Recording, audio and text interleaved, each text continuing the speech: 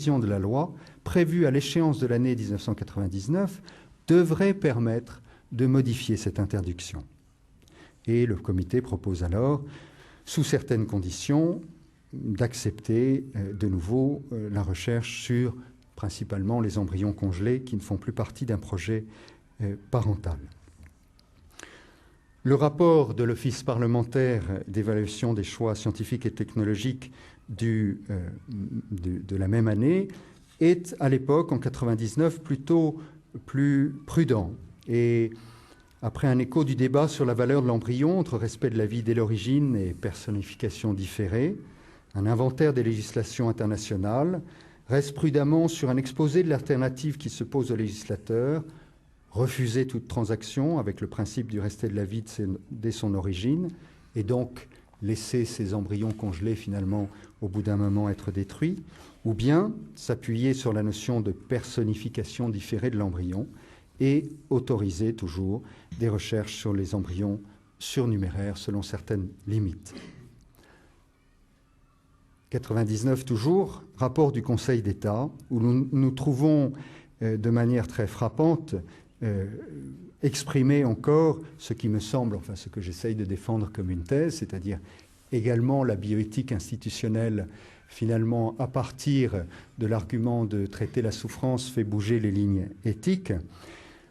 En matière de recherche sur l'embryon, il s'agit d'un équilibre, je cite, entre le respect de la vie dès son commencement et le droit de ceux qui souffrent à voir la collectivité entreprendre les recherches les plus efficaces possibles pour lutter contre leurs maux. Il ne s'agit donc pas de cantonner la recherche dans les limites du respect de la dignité de la personne. Le respect de la vie humaine est clairement, de nouveau, mis en balance avec la nécessité de répondre à des souffrances. Le rapport un peu plus loin est très clair là-dessus. Pour appréhender dans sa globalité le débat éthique posé par le statut de l'embryon, il faut aussi prendre en compte son autre dimension, qui consiste à savoir jusqu'à quel point la sauvegarde du principe du respect de l'embryon et son assimilation à une personne peuvent faire obstacle à la lutte contre la stérilité ou contre les maladies graves qui n'ont aujourd'hui pas de traitement. Car pour l'essentiel, les techniques d'assistance médicale à la procréation et les recherches entreprises sur l'embryon à l'étranger ont pour objectif de faire reculer la souffrance humaine résultant de la stérilité, du handicap ou de certaines maladies dégénératives. C'est donc essentiellement au nom de la réponse impérative aux souffrances de personnes atteintes de maladies très graves et incurables que le rapport propose aux législateurs d'autoriser les recherches sur l'embryon sous certaines conditions. On pourrait citer d'autres rapports encore, je ne veux pas être trop ennuyeux dans la simple énumération de tous les rapports, et puis sans doute nos deux juristes reviendront sur la question. Vous savez que la loi de 2004 opta pour le maintien du principe de l'interdiction des recherches sur l'embryon humain, tout en ouvrant, à titre exceptionnel et dérogatoire pour 5 ans, la possibilité de recherche sur l'embryon et les cellules embryonnaires sous certaines conditions, et notamment lorsqu'elles sont susceptibles de progrès thérapeutiques majeurs et en l'absence de méthodes alternatives d'efficacité comparable.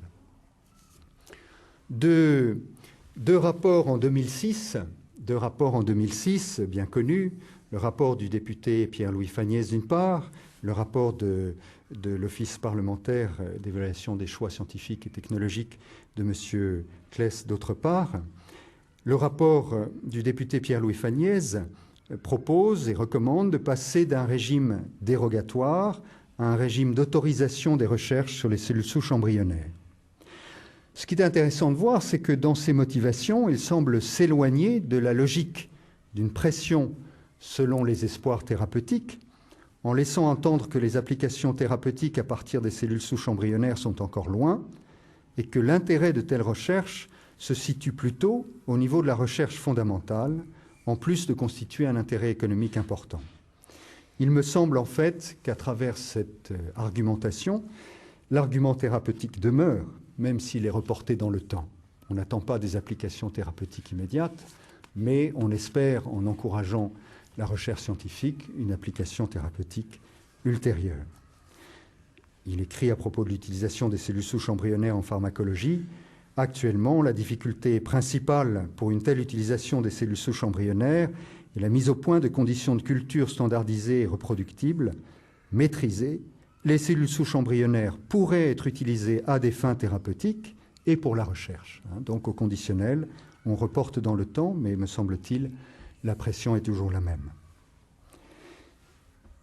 En conclusion du débat scientifique sur les cellules souches embryonnaires, de nouveau, le rapport dit ceci: outre les avancées thérapeutiques et médicales, le champ d'utilisation des cellules souches embryonnaires offre à l'industrie, intérêt économique, offre à l'industrie des perspectives très intéressantes.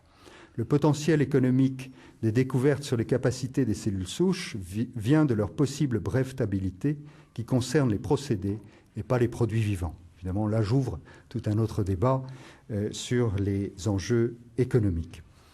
Enfin, au détour d'une page, peut être lue cette phrase étonnante qui est bien selon le principe énoncé dès les premières pages du rapport, selon laquelle la bioéthique est par nature évolutive et transgressive. On lit ceci donc: il faut pouvoir multiplier les lignées de cellules ES pour développer des projets de recherche fondamentale ambitieux, mais aussi procéder à des essais cliniques qui, pour des raisons évidentes, ne peuvent être conduits directement chez l'homme. Donc il y a affirmé de manière claire le fait que l'embryon ne fait pas partie de l'humanité en tout cas dans l'idéal qu'on peut en avoir. La même année, le rapport de l'Office parlementaire d'évaluation des choix scientifiques et technologiques va dans le même sens d'une autorisation contrôlée. J'en profite pour dire que M. Alain Claes, qui était invité à ce colloque, a très aimablement répondu qu'il serait bienvenu, mais malheureusement, il a été retenu par d'autres obligations. Et pour disons, argumenter dans le sens d'une autorisation contrôlée, le rapport, finalement, tranche la question des recherches sur l'embryon selon l'impérieuse nécessité qu'il s'est fixée de concilier trois principes, afin, dit-il, de respecter la dignité de la personne humaine. Premier principe, la liberté de penser, c'est-à-dire la liberté du chercheur, qui doit savoir quelles limites la société entend fixer à son activité. Deuxième principe, les droits des malades et des personnes handicapées à voir atténuer leurs souffrances et accroître leurs espoirs de guérison, ce qui nécessite la recherche et l'expérimentation. Troisième principe, le respect de la personne et du corps humain. Une fois de plus, la nécessité de l'expérimentation pour remédier à des souffrances a prévalu, me semble-t-il, sur le questionnement éthique posé sur l'embryon. Ce questionnement, d'ailleurs, dans ce rapport-là, est, dès l'introduction, mis de côté. Si nous prenons, et avant de conclure, si nous prenons les deux derniers rapports, en tout cas des instances que j'ai choisies, à la fois l'Office parlementaire d'évaluation des choix scientifiques technologiques et celui du CCNE, nous attendons encore celui du Conseil d'État. Donc le rapport de l'OPEX de novembre-décembre 2008 reprend en substance en fait la recommandation de son rapport de 2006 de passer du régime d'interdiction assorti de dérogation à celui d'une autorisation contrôlée. Le CCNE, quant à lui, dans son avis 105 du 9 octobre 2008, a pris l'option du questionnement pour nourrir les États généraux de la bioéthique sans apporter de recommandations tranchées. Je cite: « La question se pose aujourd'hui de savoir si l'évolution des pratiques biomédicales justifie que l'on autorise la recherche sur l'embryon et les cellules souches issues d'embryons surnuméraires sans en passer par le système dérogatoire actuel. Sur le plan des idées, il s'agirait de faire ressortir les valeurs que constituent la recherche et la liberté des chercheurs. Ce changement de perspective n'empêcherait pas de soumettre les recherches aux mêmes conditions restrictives qu'aujourd'hui, tant pour ce qui est de leur finalité que du consentement des couples.